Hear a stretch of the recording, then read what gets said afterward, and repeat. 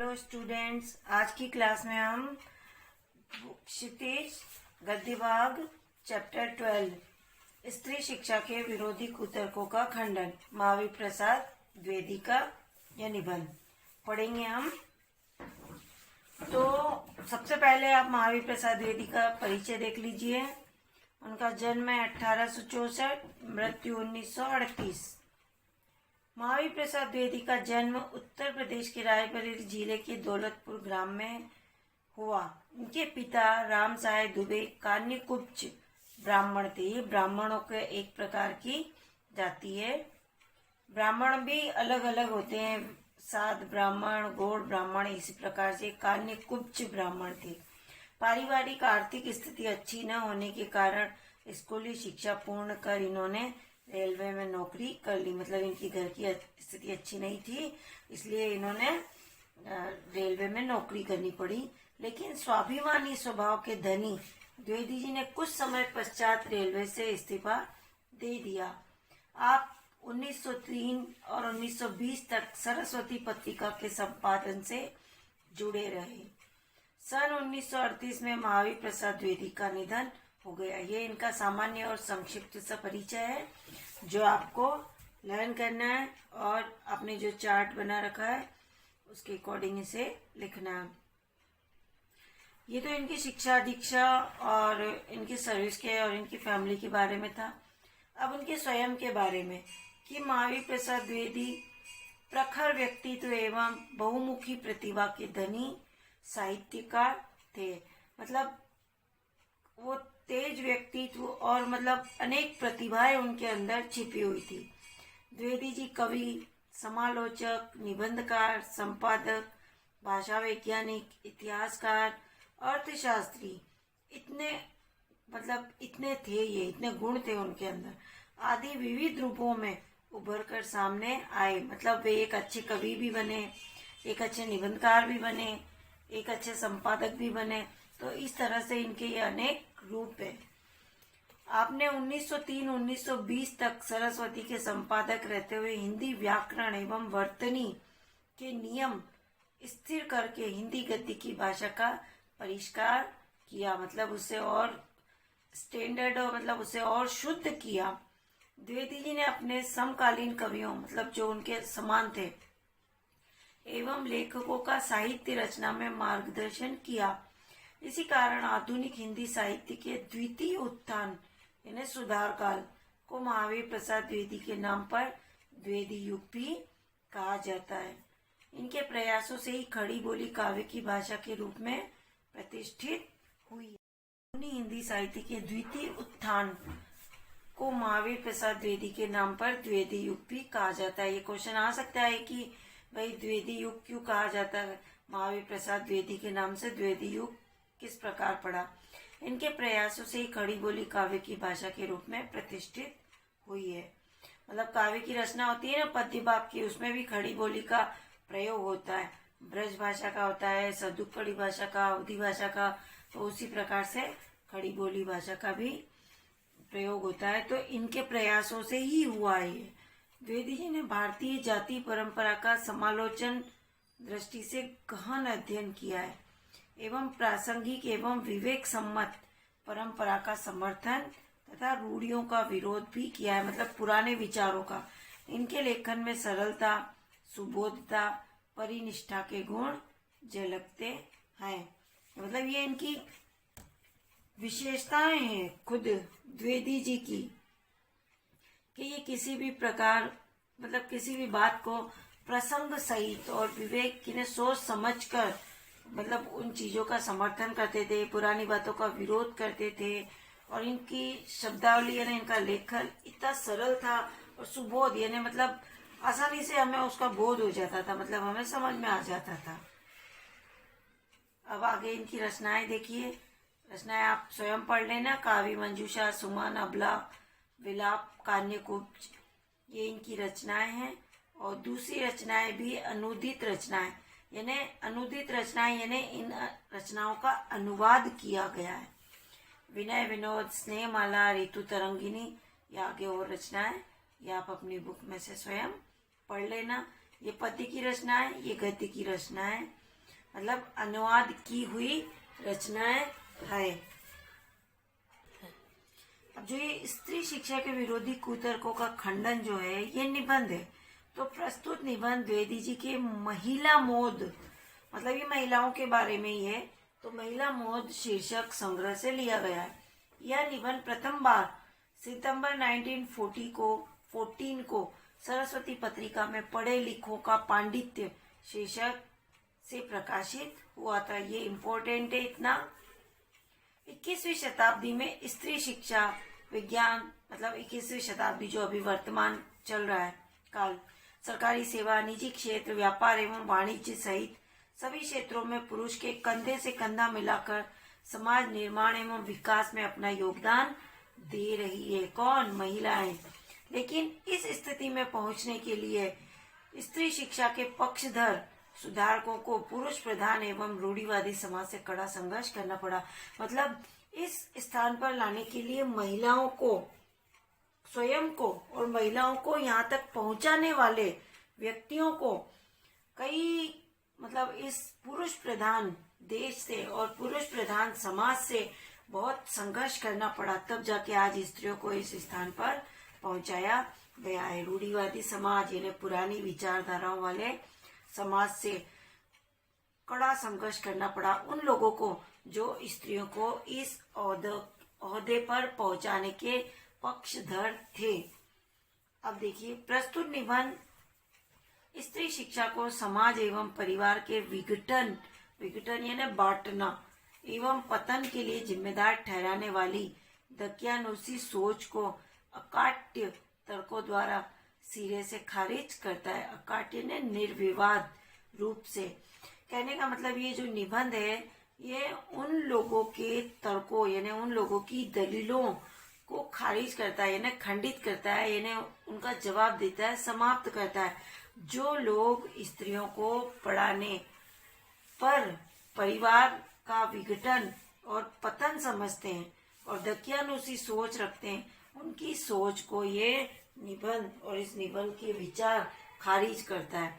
साथ ही इसमें इन दकियानूसी एवं अप्रासंगिक परंपराओं, अप्रासंगिक यानी इधर उधर की परंपराओं के अंधानुकरण, मतलब बिना सोचे समझे उनका अनुसरण करना के बजाय विवेक सम्मत एवं तर्कपूर्ण परंपरा को ही ग्रहण करने की बात कही गई है इस निबंध में। इसकी भाषा शैली हिंदी के द्विवेदी युगीन गद्य की एक वानगी यानी नमूना प्रस्तुत करती है।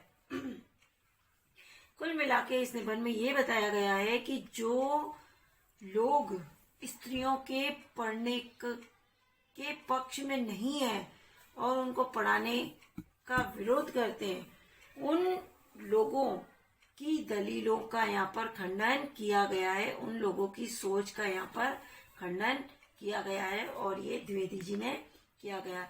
तो मैं सबसे पहले आपको एक बार पाठ परिचय, मतलब ये पूरे इस पाठ का समरी संक्षिप्त में समझा देती हूँ। देखो, लेखक ने इस निबंध में स्त्री शिक्षा का विरोध करने वाले लोगों की डट कर खबर ली है और उनके द्वारा स्त्री शिक्षा के विरोध में दिए जाने वाले तर्कों का खंडन भी किया है। मतलब जो लोग स्त्रियों को पढ़ाना नहीं चाहते थे, उनको पढ़ाने का विरोध करते थे, मतलब उनको नहीं पढ़ाना चाहते थे, विरोध करते थे, उन लोगों का महावीर प्रसाद द्विवेदी जी ने बड़ा डटकर सामना किया है और उनकी दलीलों का तर्क टू तर्क देकर खंडन किया है। उनका मानना, मतलब द्विवेदी जी का मानना है कि संस्कृत के नाटकों में स्त्रियों का प्राकृत बोलना, संस्कृत यानी तात्कालीन यानी उस समय प्राचीन समय में जब स्त्रियां संस्कृत के नाटक रचती थी, उसमें मतलब भूमिका निभाती थी, तो वो प्राकृत भाषा बोलती थी। तो प्राकृत बोलती थी इसका मतलब ये नहीं कि वो अनपढ़ होती थी। यह तो माना जा सकता है कि संस्कृत नाटकों में स्त्री पात्र संस्कृत नहीं बोल सकती थी, लेकिन संस्कृत न बोल पाना उनके अनपढ़ होने की निशानी नहीं है। जैसे अगर आप हिंदी और इंग्लिश में से इंग्लिश नहीं बोल पाते और हिंदी बोल पाते, तो इसका मतलब ये नहीं कि आपको हिंदी आती है तो आप अनपढ़ है, इंग्लिश नहीं आती है तो आप अनपढ़ है। इसका मतलब ये नहीं है। तो लेकिन इसके साथ ही उस समय प्राकृत का चलन था। जब प्राकृत बोली जाती थी तो उस समय प्राकृत का चलन था, इसलिए उस समय की स्त्रियां प्राकृत बोलती थी। पर इसका मतलब ये नहीं कि वो पढ़ी लिखी नहीं थी। अतः प्राकृत बोलने वाली स्त्रियों को अनपढ़ नहीं कहा जा सकता है। स्त्री शिक्षा के संबंध में तर्क देते हुए लेखक ने गार्गी, ये महान विदुषियां है, मंडन, गार्गी पुरस्कार जिस स्त्री के नाम से रखाया गया है ये वही गार्गी है। मंडन, मिश्र की पत्नी, रुक्मणी आदि के उदाहरण देते हुए बताया कि ये स्त्रियां पढ़ी लिखी ही नहीं थी बल्कि विदुषी भी थी। इसलिए जो लोग स्त्री शिक्षा का विरोध करते हैं वे समाज की उन्नति में बाधा डालने के अपराधी हैं। लेखक का मानना है कि शिक्षा बहुत व्यापक है, उसमें सीखने योग्य अनेक विषय हो सकते हैं। अंत में लेखक निवेदन करता है कि यदि प्रचलित शिक्षा मतलब अभी जो शिक्षा प्रणाली हमारी चल रही है, अगर इसमें कोई दोष है तो उस दोष पर बहस होनी चाहिए और उसमें संशोधन यानी सुधार होना चाहिए, किंतु उसे अनर्थकारी नहीं मानना चाहिए और न ही स्त्री शिक्षा की उपेक्षा की जानी चाहिए। इस पूरे चैप्टर में यही बताया गया है कि मतलब स्त्रियों को पढ़ाना चाहिए, स्त्रियों को पढ़ाने पर उन्हें मतलब विघटन और अनर्थकारी और पतन नहीं बताना चाहिए। तो देखिए अब बड़े शोक की बात है, बड़े शोक यानी बड़े दुख की बात है। आजकल भी ऐसे लोग हैं जो स्त्रियों को पढ़ाना और उनके गृह सुख के नाश का कारण समझते हैं। और लोग भी ऐसे वैसे नहीं, सुशिक्षित लोग, मतलब आज भी ऐसे लोग हैं जो औरतों को पढ़ाना मतलब लड़कियों को पढ़ाना घर में कलेश का कारण समझते हैं। और वो भी पुराने लोग नहीं, मतलब अनपढ़ लोग नहीं, पढ़े लिखे लोग भी ऐसा ही सोचते हैं। जिन्होंने बड़े बड़े स्कूलों और शायद कॉलेजों में भी शिक्षा पाई है, वे लोग भी आज भी स्त्रियों को पढ़ाना नहीं चाहते। वे ये सोचते हैं कि स्त्रियों को पढ़ा दिया या स्त्रियां पढ़ लिख गई तो घर में कलेश होगा और घर का जो नाश होता है, घर का जो विघटन होता है, जो परिवार टूटते हैं वो स्त्रियों के पढ़े लिखे होने के कारण ही टूटते हैं। और ये भी ऐसी सोच कौन रखता है? जो अच्छे पढ़े लिखे विद्वान लोग जिन्होंने स्कूल कॉलेजों में शिक्षा पाई है वे लोग रखते हैं। जो धर्मशास्त्र और संस्कृत के ग्रंथ साहित्य से परिचय रखते हैं और जिनका पेशा कुशिक्षितों को सुशिक्षित करना है, मतलब जिनका काम ही यही है अनपढ़ों को साक्षर करना, वे लोग ये कहते हैं कि स्त्रियों को नहीं पढ़ाना चाहिए। कुमार्गगामियों को सुमार्गगामी बनाना और अधार्मिकों को धर्म तत्व समझाना, वे लोग ही स्त्रियों को पढ़ाना लिखाने में मतलब घर का नाश समझते हैं। वे नहीं चाहते कि स्त्रियां पढ़े लिखे, इसलिए उनकी दलीलें सुनिए। सबसे पहले तो पुराने संस्कृत कवियों के नाटकों में कुलीन स्त्रियों से अपढ़ों की भाषा में बातें कराई गई है। इससे प्रमाणित है कि इस देश में स्त्रियों को पढ़ाने की चाल न थी। होती तो इतिहास पुराणादि में उनको पढ़ाने की नियमबद्ध प्रणाली जरूर लिखी मिलती। ये वे लोग दलीलें दे रहे हैं जो स्त्रियों को पढ़ाना नहीं चाहते हैं। स्त्रियों को पढ़ाने से अनर्थ होते हैं। शकुंतला इतना कम पढ़ी थी, गंवारों की भाषा में मुश्किल से एक छोटा सा श्लोक वह लिख सकी थी, उस पर भी उसकी इस इतनी कम शिक्षा ने भी अनर्थ कर डाला। शकुंतला ने जो कटु वाक्य दुष्यंत को कहे वह इस पढ़ाई का ही दुष्परिणाम था, ऐसा मानते हैं ये लोग। शकुंतला और दुष्यंत वाली कथा आपने सुनी होगी। जिस भाषा में शकुंतला ने श्लोक रचा था वह अपढ़ों की भाषा थी, अतः नागरिकों की भाषा की बात तो दूर रही, अनपढ़ गंवारों की भाषा पढ़ाना स्त्रियों को बर्बाद करना है। ये उन लोगों ने दलीलें पेश की है, उन लोगों ने तर्क दिए हैं जो स्त्रियों को पढ़ाने के पक्ष में नहीं है, क्योंकि वे ऐसा सोचते हैं कि स्त्रियों को पढ़ाएंगे तो घर बर्बाद हो जाएंगे, घर का नाश हो जाएगा। और ऐसा वे लोग सोचते हैं, पढ़े लिखे लोग, ये भी अनपढ़ लोग नहीं। इस तरह की दलीलों का सबसे अधिक प्रभावशाली उत्तर उपेक्षा ही है। तथापि हम 2-4 बातें लिखे देते हैं। अब महावीर प्रसाद द्विवेदी इन दलीलों का उत्तर दे रहे हैं। मतलब उपेक्षा करना ही है वैसे तो इन दलीलों का, लेकिन वह तर्क सम्मत 2-4 बातें लिखकर इन दलीलों का खंडन कर रहे हैं। नाटकों में स्त्रियों का प्राकृत बोलना उनके अनपढ़ होने का प्रमाण नहीं है, जैसा कि अभी कहा था पीछे। अधिक से अधिक इतना ही कहा जा सकता है कि वे संस्कृत न बोल सकती थी। संस्कृत न बोल सकना न अनपढ़ होने का सबूत है, न गंवार होने का। भाई जो संस्कृत नहीं बोल सकता वो प्राकृत बोलता था, तो संस्कृत नहीं जानता इसका मतलब ये नहीं है कि वो अनपढ़ है या गंवार है। ऐसी बात द्विवेदी जी कह रहे हैं। अच्छा, तो उत्तर रामचरित्र में ऋषियों की वेदांत वादिनी पत्नियां कौन सी भाषा बोलती थी? उनकी संस्कृत क्या कोई गंवारी संस्कृत थी? वे भी तो संस्कृत ही बोलती थी। भवभूति और कालिदास आदि के नाटक जिस जमाने के, उस जमाने में शिक्षितों का समस्त समुदाय संस्कृत ही बोलता था। इसका प्रमाण पहले कोई दे, तब प्राकृत बोलने वाली स्त्रियों को अनपढ़ बताने का साहस करे। मतलब पुराने समय में जो संस्कृत नहीं जानता था वो प्राकृत भाषा बोलता था, मतलब प्राकृत भाषा का अधिक प्रचलन था। यहाँ पर आप एक क्वेश्चन लिखिए कि प्रस्तुत निबंध में प्राकृत भाषा को लेकर क्या कुतर्क दिया गया और कैसे उसका खंडन किया गया है। विरोधी दल द्वारा क्या कुतर्क दिया गया है और उसका कैसे खंडन किया गया। इस पैराग्राफ में इस क्वेश्चन का आंसर आपको मिल जाएगा। इसका क्या सबूत है कि उस जमाने में बोलचाल की भाषा प्राकृत न थी? सबूत तो प्राकृत के चलन के ही मिलते हैं। मतलब पहले के जमाने में प्राकृत भाषा ही बोली जाती थी, इसलिए जो भी ग्रंथ, जो भी रचनाएं हुई वो प्राकृत भाषा में ही हुई। तो जो प्राकृत भाषा जानता था, इसका मतलब ये नहीं था कि अनपढ़ गंवार थे पहले की स्त्रियां, या पहले स्त्रियों को नहीं पढ़ाया जाता था। प्राकृत यदि उस समय की प्रचलित भाषा न होती तो बौद्धों, ये मतलब खंडन कर रहे हैं द्विवेदी जी, जो ये अभी पढ़े लिखे लोगों ने तर्क दिए, उन बातों, उन तर्कों का खंडन करते हुए ये द्विवेदी जी अपना पक्ष रख रहे हैं कि बौद्धों और जैनों के हजारों ग्रंथ उसमें क्यों लिखे जाते और भगवान शाक्य मुनि तथा उनके चेले प्राकृत में ही क्यों उपदेश देते। अगर प्राकृत भाषा नहीं है, प्राकृत पढ़ो लिखो की भाषा नहीं है, तो फिर इतने ग्रंथ क्यों लिखे जाते उसमें और क्यों उपदेश देते। बौद्धों के त्रिपिटक ग्रंथ की रचना प्राकृत में किए जाने का एकमात्र कारण यही है कि उस जमाने में प्राकृत ही सर्वसाधारण की भाषा थी। मतलब सब लोगों की सरल भाषा प्राकृत ही थी। अतः प्राकृत बोलना और लिखना अनपढ़ और अशिक्षित होने का प्रमाण नहीं है।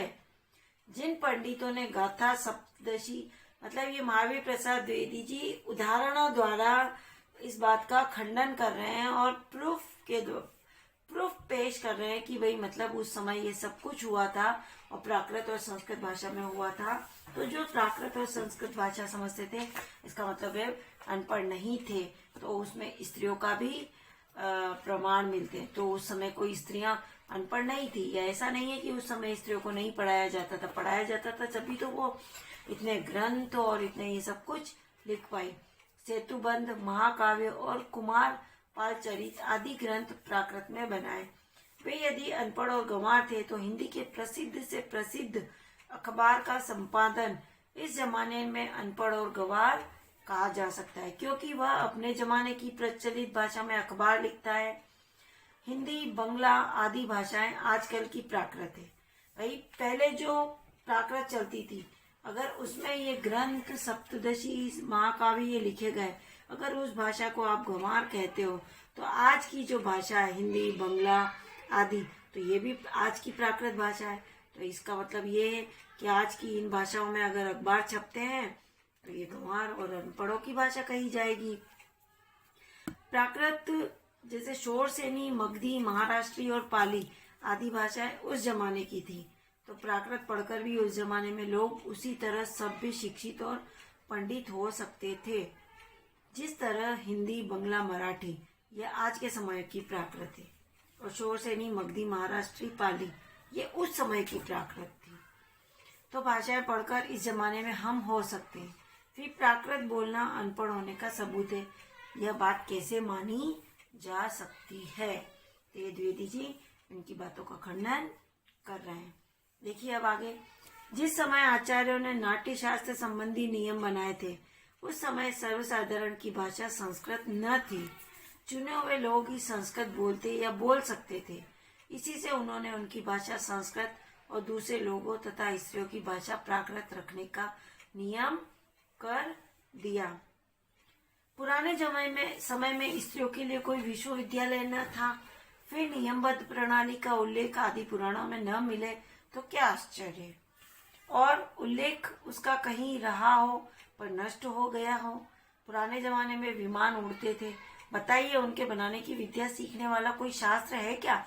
बड़े बड़े जहाजों पर सवार होकर लोग द्वीपांतरों को जाते थे, दिखाइए जहाज बनाने की नियमबद्ध प्रणाली के दर्शक ग्रंथ कहाँ है? दर्शक ग्रंथ है क्या? भी पुराण आदि में विमानों और जहाजों द्वारा की गई यात्राओं के हवाले देकर उनका अस्तित्व तो हम बड़े गर्व से स्वीकार करते हैं आज अभी वर्तमान में, परंतु पुराने ग्रंथों में अनेक प्रगल्भ यानी प्रतिभावान पंडिताओं के नामोल्लेख देखकर, मतलब नामों का उल्लेख देखकर भी कुछ लोग भारत की तत्कालीन स्त्रियों को मूर्ख, अपढ़ और गंवार बताते हैं।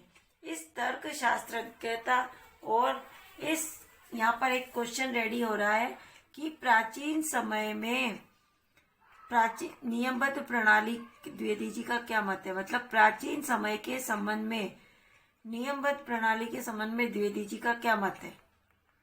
प्राचीन समय की नियमबद्ध प्रणाली के संबंध में द्विवेदी जी का क्या मत है? यहाँ पर ये क्वेश्चन रेडी हो रहा है, इसका आंसर इस पैराग्राफ में है। द्विवेदी जी, जो लोग स्त्रियों को पढ़ाना नहीं चाहते और उनके पढ़ने पर घर का, समाज का, परिवार का, देश का विनाश समझते हैं, उन लोगों के तर्कों का खंडन करते हुए अपने विचार रखते जा रहे हैं। पूरे पाठ में यही है। तो द्विवेदी जी अपने विचारों से बताते, मतलब समझाते जा रहे हैं कि स्त्रियों को पढ़ाना समाज और देश और परिवार का उत्थान करना है, विकास करना है, न कि नाश करना है। न्यायशीलता की बलिहारी, मतलब वो बलाए लेते ना, तो वेदों को प्रायः सभी हिंदू ईश्वरकृत मानते हैं। सो ईश्वर तो वेद मंत्रों की रचना अथवा उनका दर्शन विश्ववरा आदि स्त्रियों से करावे, और हम उनके क करा पढ़ना भी पाप समझे। क करा है ना, क ख ग, मतलब कहने का मतलब ये कि हमारे जो भी ग्रंथ है हम उनको ईश्वरकृत, मतलब ईश्वर द्वारा रचे हुए मानते हैं, पर जो स्वयं ईश्वर उन ग्रंथों की, उन वेद मंत्रों की रचना, उनका दर्शन विश्ववरा जैसी स्त्रियों से कराते हैं, और हम उन स्त्रियों का कख पढ़ना भी पाप समझे। शीला और विज्जा आदि कौन थी? वे स्त्री थी या नहीं? इनके उल्लेख भी उन ग्रंथों में मिलते हैं। बड़े बड़े पुरुष कवियों से आदृत हुई या नहीं, मतलब सम्मानित हुई ये स्त्रियां शीला और विज्जा या नहीं? शार्दंगधर पद्धति में उनकी कविता के नमूने है या नहीं? ये मतलब सब वो पूछ रहे हैं आप लोगों से, मतलब है या नहीं है। बौद्ध ग्रंथ त्रिपिटक के अंतर्गत थेरी गाथा में जिन जिन सैकड़ों स्त्रियों की पद्य रचना उद्धृत है, वे क्या अनपढ़ थी? ये प्रमाण सहित अपने विचार रख रहे हैं, मतलब ये सबूत के साथ पेश कर रहे हैं अपने तर्क। जिस भारत में कुमारिकाओं को चित्र बनाने, नाचने, गाने बजाने, फूल चूनने, हार गूंथने, पैर मलने तक की कला सीखने की आज्ञा थी, तो उनकी लिखने पढ़ने की आज्ञा क्यों नहीं होगी? कौन विज्ञ ऐसी बात मुख से निकालेगा, और कोई निकाले तो मानेगा भी कौन? मतलब कौन विद्वान ऐसी बात मुख से निकालेगा, और निकालता है तो मानेगा भी कौन कि पुराने जमाने में स्त्रियों को पढ़ाने का चलन नहीं था। अत्रि की पत्नी धर्म पर व्याख्यान देते समय घंटों पांडित्य प्रकट करे। गार्गी बड़े बड़े ब्रह्मवादियों को हरा दे, मतलब वेद पढ़ने पढ़ाने वालों को। और मंडन मिश्र की सहधर्मचारिणी शंकराचार्य के छक्के छुड़ा दे। ये सब उन महान विदुषी स्त्रियों के बारे में ही है। ये सब, ये शीला, विज्जा, कुमारिकाएं और ये मंडन मिश्र की सहधर्मचारिणी पत्नी गार्गी, ये सब विदुषी औरतें हैं, इन्हीं के बारे में ये उदाहरण सहित बता रहे हैं। इससे अधिक भयंकर बात और क्या हो सकेगी। यह सब पापी पढ़ने का अपराध है। न वे पढ़ती, न वे पूजनीय पुरुषों का मुकाबला करती। ये व्यंग कर रहे हैं। यह सारा दुराचार स्त्रियों को पढ़ाने का ही कुफल है, समझे। स्त्रियों के लिए पढ़ना कालकूट यानी जहर और पुरुषों के लिए पीयूष यानी अमृत। ऐसी ही दलीलों और दृष्टांतों यानी उदाहरण के आधार पर कुछ लोग स्त्रियों को अनपढ़ रखकर भारतवर्ष का गौरव बढ़ाना चाहते हैं। मान लीजिए कि पुराने जमाने में भारत की एक भी स्त्री पढ़ी लिखी न थी, न सही। मतलब ये जो दलीलें दी है, ये ऊपर नहीं पढ़ाने वाले लोग ऐसी दलीलें पेश करते हैं, तो उनका खंडन करके महावीर प्रसाद द्विवेदी जी मतलब उनका तर्क सहित उनकी बातों का खंडन कर रहे हैं। मान लीजिए कि पुराने जमाने में भारत की एक भी स्त्री पढ़ी लिखी न थी, न सही। उस समय स्त्रियों को पढ़ाने की जरूरत न समझी गई होगी, ऐसा लेखक कह रहे हैं। पर अब तो है, अतः पढ़ाना चाहिए। हमने सैकड़ों पुराने नियमों, आदेशों और प्रणालियों को तोड़ दिया है या नहीं? तो फिर चलिए स्त्रियों को अनपढ़ रखने की इस पुरानी चाल को भी तोड़ दें। अगर मान लें कि पुराने समय में नहीं पढ़ाते थे, लेकिन अब तो पढ़ाते हैं, तो अब तो उस पुरानी परंपरा को तोड़ दें हम। हमारी प्रार्थना तो यह है कि स्त्री शिक्षा के विपक्षियों को क्षण भर के लिए भी इस कल्पना को अपने मन में स्थान न देना चाहिए। विपक्षियों मतलब जो नहीं पढ़ाना चाहते उन लोगों के लिए, कि पुराने जमाने में यहाँ की सारी स्त्रियां अनपढ़ थी अथवा उन्हें पढ़ने की आज्ञा न थी। जो लोग पुराणों में पढ़ी लिखी स्त्रियों के हवाले मांगते, मतलब प्रमाण मांगते, उन्हें श्रीमद् भाग मतलब जो लोग कहते हैं ना कि पुराने जमाने में स्त्रियों को पढ़ाया जाता था, उदाहरण दो, प्रमाण दो, सबूत दो, तो उन लोगों को श्रीमद् भागवत 10वें स्कंद के उत्तरार्ध का 53वां अध्याय पढ़ना चाहिए। उसमें रुक्मणी हरण की कथा है। रुक्मणी ने जो एक लंबा चौड़ा पत्र एकांत में लिखकर एक पत्र लिखा, तो वही पढ़ी लिखी होगी, एक ब्राह्मण के हाथ श्री कृष्ण को भेजा था। वह तो प्राकृत में न था, उसके प्राकृत में होने का उल्लेख भागवत में तो नहीं है। अगर उसने पत्र लिखा तो किसी भाषा में तो लिखा था। भाई जो स्त्रियों को नहीं पढ़ाना चाहते वो यूं कहते कि प्राकृत भाषा नहीं थी, इसलिए पहले की स्त्रियां अनपढ़ थी। तो द्विवेदी जी यही कह रहे कि अगर प्राकृत भाषा नहीं थी तो रुक्मणी ने जो पत्र लिखा वो प्राकृत में नहीं था, उसके प्राकृत में होने का उल्लेख भागवत में तो नहीं है। उसमें रुक्मणी ने जो पांडित्य दिखाया वह उसके अनपढ़ और अल्पज्ञ मतलब कम ज्ञानी होने अथवा गंवारपन का सूचक तो नहीं है। पुराने ढंग के पक्के सनातन धर्मावलंबियों की दृष्टि में तो नाटकों की अपेक्षा भागवत का महत्व बहुत ही अधिक होना चाहिए। इस दशा में यदि उनमें से कोई यह कहे कि सभी प्राक्कालीन स्त्रियां मतलब पुराने समय की स्त्रियां अनपढ़ होती थी, तो उसकी बात पर विश्वास करने की जरूरत नहीं।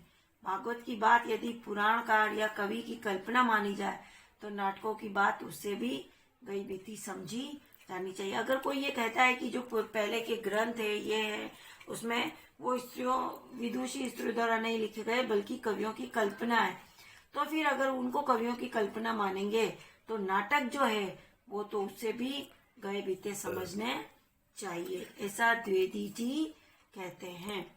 स्त्रियों का किया हुआ अनर्थ पढ़ाने का ही परिणाम है, तो पुरुषों का किया हुआ अनर्थ भी उनकी विद्या और शिक्षा का ही परिणाम समझना चाहिए। तो देखो कह रहे हैं वो लेखक महोदय कि अगर स्त्रियों को पढ़ाने से अनर्थ होता है तो पुरुषों को पढ़ाने से भी अनर्थ ही है। बम के गोले फेंकना,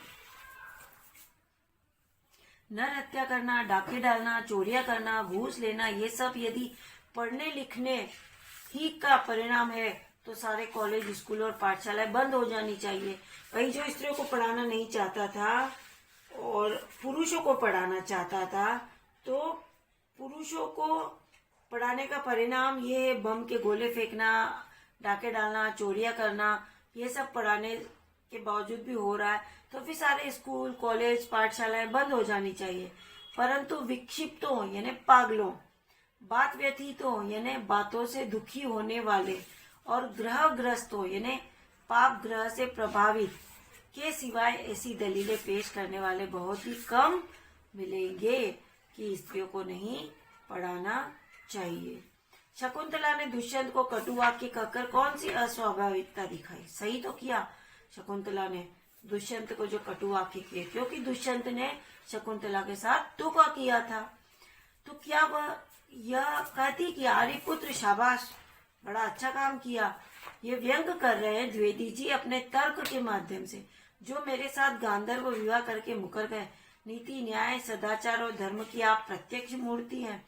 पत्नी पर घोर से घोर अत्याचार करके जो उससे ऐसी आशा रखते हैं, वे मनुष्य स्वभाव का किंचित भी ज्ञान नहीं रखते हैं। मतलब उनको बिल्कुल भी मनुष्य स्वभाव के बारे में कोई भी ज्ञान नहीं है। सीता से अधिक साध्वी स्त्री नहीं सुनी। जिस कवि ने शकुंतला नाटक में अपमानित हुई शकुंतला से दुष्यंत के विषय में दुर्वाक्य कहाया, उसी ने परित्यक्त होने पर सीता से रामचंद्र के विषय में क्या कहाया, सुनिए। वाच्यस्त्वया मद्वचनात् स राजा वध्व विशुद्धमति यत्समक्षम मां लोकवाद श्रवणादहासी शुतस्य तक्वीम सदृश्यम कुलस्यम। मतलब कि इसका अर्थ ये रहा, लक्ष्मण जरा उस राजा से कह देना कि मैंने तो तुम्हारी आंख के सामने ही आग में कूदकर अपनी विशुद्धता साबित कर दी है। सीता ने तिस पर भी लोगों के मुख से निकला मिथ्यावाद यानी बेकार का शब्द सुनकर ही तुमने मुझे छोड़ दिया। क्या यह बात तुम्हारे कुल के अनुरूप है, अथवा क्या यह तुम्हारी विद्वता या महत्ता को शोभा देने वाली है? सीता ने ये वाक्य रामचंद्र जी से कहे, मतलब लक्ष्मण से कहलवाए रामचंद्र जी के लिए। तो सीता का यह संदेश कटु नहीं तो क्या मीठा है? राजा मात्र कहकर उनके पास अपना संदेशा भेजा। यह उक्ति न किसी गंवार स्त्री की है, किंतु महाब्रह्म ज्ञानी राजा जनक की लड़की और मनवादी महर्षियों के धर्मशास्त्रों का ज्ञान रखने वाली रानी सीता की ही है। तो पहले की स्त्रियां कहने का मतलब अनपढ़ नहीं होती थी, पढ़ी लिखी होती थी।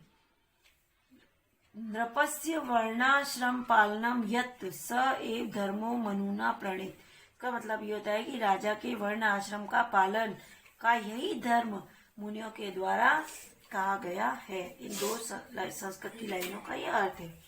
सीता की धर्म शास्त्रज्ञता का यह प्रमाण वही आगे चलकर कुछ ही दूर पर कवि ने दिया है।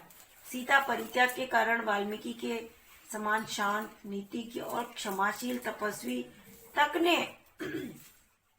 अस्त्येव मनुभर्ताग्रजे में कहकर रामचंद्र पर क्रोध प्रकट किया है। मतलब सीता जिस आश्रम में रही थी उन ऋषि ने रामचंद्र जी पर क्रोध प्रकट किया। क्या कहा कि मानो भरत के अग्रज न हो, नहीं यही आचरण अपना लिया है। मतलब भरत के अग्रज ने भी यही आचरण अपना लिया है, ग्रहण किया है। मतलब भरत ने जिस तरह से जो आचरण अपनाया था के कहने पर, तो श्री राम ने भी यही आचरण अपना लिया, ऐसा उन वाल्मीकि ने मतलब उन्होंने कहा जिनके आश्रम में सीता रही। अतएव शकुंतला की तरह अपने परित्याग को अन्याय समझने वाली सीता का रामचंद्र के विषय में कटुवाक्य कहना सर्वथा स्वाभाविक है। न यह पढ़ने लिखने का परिणाम है, न गंवारापन का, न अकुलीनता का। जो लोग कहते हैं ना कि स्त्रियों को पढ़ाना नहीं चाहिए, पढ़ाने लिखाने से इतना बोलने लग जाती है, भाई जो लोग नहीं पढ़ाना चाहते उन्होंने यही तो कहा कि शकुंतला ने मतलब इस तरह से ऐसे वाक्य कहे, तो वो थोड़ा पढ़ी लिखी थी इसलिए उसने ऐसा कहा। सीता पढ़ी लिखी थी इसलिए उसने ऐसा कहा। तो स्त्रियों को नहीं पढ़ाना चाहिए क्योंकि वो घरों के नाश करती है। पढ़ने लिखने में स्वयं कोई बात ऐसी नहीं जिससे अनर्थ हो सके। अनर्थ का बीज उसमें हरगिज नहीं है। अनर्थ पुरुषों से भी होते हैं। भाई लोग स्त्रियों को इसलिए नहीं पढ़ाना चाहते क्योंकि अनर्थ होते हैं। तो अनर्थ का बीज ऐसा कुछ भी नहीं है। अनर्थ पुरुषों से भी होते हैं, अनपढ़ और पढ़े लिखे दोनों से होते हैं। अनर्थ दुराचार और पापाचार के कारण और ही होते हैं, और वे व्यक्ति विशेष का चाल चलन देखकर जाने भी जा सकते हैं। अतः स्त्रियों को अवश्य पढ़ाना चाहिए। जो लोग ये कहते हैं कि पुराने जमाने में यहाँ स्त्रियां न पढ़ती थी अथवा उन्हें पढ़ने की मुमानियत यानी रोक थी, वे या तो इतिहास से अभिज्ञता मतलब उनको इतिहास की जानकारी नहीं है रखते या जानबूझकर लोगों को धोखा देते हैं। समाज की दृष्टि में ऐसे लोग दंडनीय हैं, मतलब जो स्त्रियों को पढ़ाना नहीं जानते हैं और वे ये कहते हैं कि पुराने जमाने में स्त्रियों को पढ़ाने पर रोक थी और उन्हें इतिहास की जानकारी नहीं है और उनकी दृष्टि में स्त्रियों को पढ़ाना नहीं चाहिए। वे लोग या तो जानबूझकर लोगों को धोखा दे रहे हैं और ऐसे लोग समाज के लिए दंडनीय हैं, क्योंकि स्त्रियों को निरक्षर रखने का उपदेश देना समाज का अपकार और अपराध करना है। मतलब स्त्रियों को निरक्षर मतलब अनपढ़ रखना, समाज रखने का उपदेश देना समाज का अहित करना है और अपराध करना। इसलिए स्त्रियों को अनपढ़ रखने का उपदेश भी नहीं देना, समाज की उन्नति में बाधा डालना है। यहाँ पर एक क्वेश्चन भी रेडी हो सकता है कि समाज की उन्नति में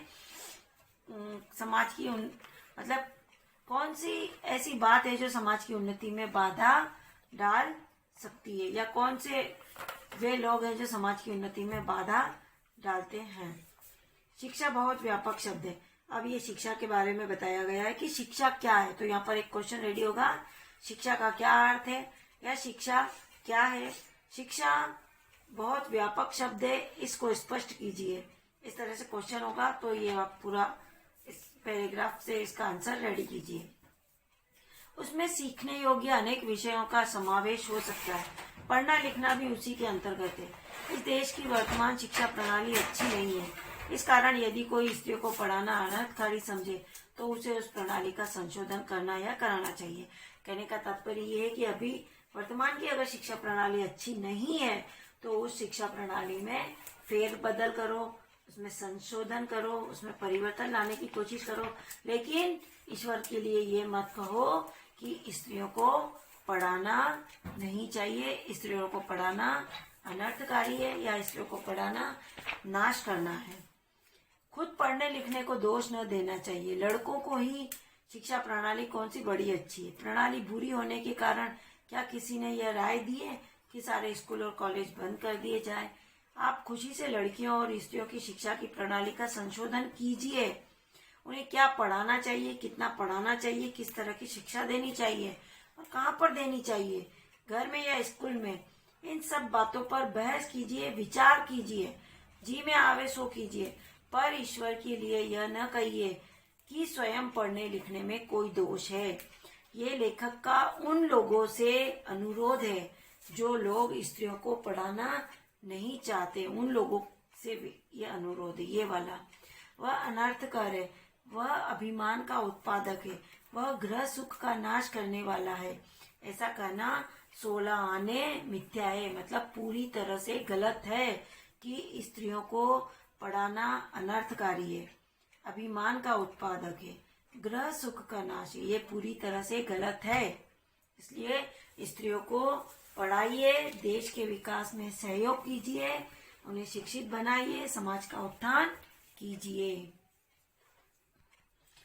वैकल्पिक क्वेश्चन देखिए, महावीर प्रसाद द्विवेदी ने किस पत्रिका का संपादन किया, तो सरस्वती पत्रिका का। शकुंतला ने किस भाषा में श्लोक कहा, तो प्राकृत। और बौद्ध धर्म के त्रिपिटक ग्रंथ की भाषा क्या थी, तो प्राकृत भाषा थी। रुक्मणी हरण की कथा कहाँ मिलती है, रुक्मणी हरण की कथा श्रीमद् भागवत के 10वें स्कंद के उत्तरार्ध में 53वें अध्याय में मिलती है। पाठ में आए प्राचीन कालीन विदुषी महिलाओं के नाम लिखिए, तो विदुषी महिलाएं शीला, विज्जा, अनुसुया, भारती, रुक्मिणी, शकुंतला, सीता, गार्गी, मैत्रेयी आदि। शकुंतला ने दुष्यंत के विषय में दुर्वाक्य क्यों कहे, क्योंकि दुष्यंत ने गांधर्व विवाह करने के बाद उससे मुकर जाने पर शकुंतला ने दुष्यंत को दुर्वाक्य कहे। नाट्य शास्त्र संबंधी नियमों में स्त्री पात्रों के लिए कौन सी भाषा निर्धारित की गई थी, तो स्त्री पात्रों के लिए प्राकृत भाषा निर्धारित की गई थी, क्योंकि वे नाट्य शास्त्रों में संस्कृत भाषा नहीं बोल पाती थी, तो प्राकृत भाषा निर्धारित की गई। इसका मतलब ये नहीं था कि वो अनपढ़ थी। नाटकों में स्त्रियों द्वारा प्राकृत बोलना उनके अनपढ़ होने का प्रमाण नहीं है, स्पष्ट कीजिए। तो ये क्वेश्चन आपको अब अपनी आगे चैप्टर में से लिखना है कि भाई प्राकृत भाषा का विकास संस्कृत के साथ ही हुआ था। संस्कृत के नाटकों में स्त्री पात्र प्राकृत भाषा बोलने में मतलब नहीं बोल पाती थी। वस्तुतः यह नाट्य शास्त्र का एक नियम था कि स्त्री पात्र मध्यम अधम पात्र प्राकृत भाषा में बोले। उस समय बौद्ध धर्म के ग्रंथों की रचना प्राकृत में ही होती थी। जैन धर्म के ग्रंथों की रचना भी प्राकृत में रचे गए। इस तरह स्त्रियों के द्वारा प्राकृत भाषा में बोलना उनके अनपढ़ होने का प्रमाण नहीं था। यह सारा दुराचार स्त्रियों के पढ़ाने का ही कुफल है। पंक्ति में निहित व्यंग को स्पष्ट कीजिए। लेखक ने इस कथन के द्वारा उन अहंकारी पुरुषों पर व्यंग किया है जो स्त्रियों को पढ़ाने के पक्ष में नहीं है, जो स्त्रियों को पढ़ाना नहीं चाहते हैं और जो ये सोचते हैं कि स्त्रियों को पढ़ाने से समाज, परिवार और देश का नाश होता है। उन पर व्यंग किया है कि यदि कोई सुशिक्षित एवं बुद्धिमती स्त्री अपने सुसंगत तर्कों से किसी पुरुष को हरा देती है अथवा शास्त्रार्थ में सफल रहती है तो वे इसी स्त्री शिक्षा का दुराचार और कुफल मानते हैं। ऐसे अहंकारी पुरुष स्वयं को बुद्धिहीन होते हैं तथा अपनी कमजोरी के लिए स्त्रियों को दोष देते हैं और वे स्त्रियों को पढ़ाना दुराचार को बढ़ावा देना मानते हैं। द्विवेदी जी ने स्त्री शिक्षा के समर्थन में कौन कौन से तर्क दिए हैं? तो द्विवेदी जी ने तो बहुत सारे तर्क दिए हैं, पूरे चैप्टर में तर्क दिए हैं, तो आपको उनको शॉर्ट में ही समझाने हैं कि संस्कृत के नाटकों में स्त्रियों का प्राकृत बोलना उनके अनपढ़ होने का प्रमाण नहीं है। और प्राचीन काल में स्त्री शिक्षा थी। गार्गी, मंडन मिश्र की पत्नी शीला, विज्जा आदि विदुषी स्त्रियां इनके प्रमाण हैं। प्राचीन काल में स्त्रियों ने वेद मंत्रों की रचना की, पद्य रचना कर संदेश भेजे हैं। वर्तमान में कुछ अहंकारी लोग स्त्री शिक्षा का विरोध गलत दृष्टि से कर रहे हैं। रुक्मणी ने भी कृष्ण को एक बड़ा सा पत्र लिखा है और सीता ने भी लक्ष्मण के द्वारा श्री राम को संदेशा भिजवाया है। ये सारे तर्क द्विवेदी जी ने समर्थन में दिए हैं। अब निबंधात्मक क्वेश्चन देखिए। महावीर प्रसाद द्विवेदी का यह निबंध उनकी दूरगामी और खुली सोच का परिचायक है, स्पष्ट कीजिए। तो ये आपको लिखना है इस निबंध को कि भाई इसमें भारतीय जातीय परंपरा और सांस्कृतिक जीवन का समालोचक दृष्टि से गहन अध्ययन किया गया है। उन्होंने विवेक सम्मत परंपराओं का समर्थन किया और रूढ़ियों का प्रबल विरोध किया है। द्विवेदी जी का दृष्टिकोण समाज सुधार से परिपूर्ण है और भारत में स्त्रियों की शिक्षा पर जरा भी ध्यान नहीं दिया जाता था। पुराने समय में उन्हें घर गृहस्थी के कामों में ही सीमित रखा जाता था।